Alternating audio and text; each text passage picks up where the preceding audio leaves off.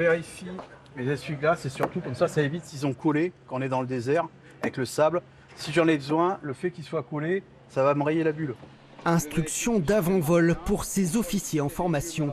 C'est ici, à l'école de l'aviation légère de l'armée de terre, qu'ils perfectionnent leurs connaissances. Et c'est désormais au sein de cet immense hangar de 4000 m² que tout se passe. Donc ici, on se trouve dans la partie maintenance où là, on fait des gros entretiens. Et ensuite, on a une deuxième partie où là, les hélicos sont prêts à partir au décollage. On fait des petites préparations et ensuite, ça part en mission. Haut de 12 mètres, ce bâtiment est capable d'accueillir 14 hélicoptères Gazelle.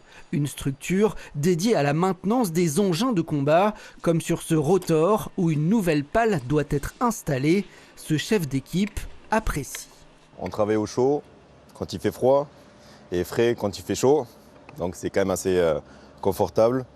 L'infrastructure est assez propre, c'est neuf. On a assez d'espace aussi pour bosser. C'est un vrai changement par rapport à ce que vous avez vécu avant ?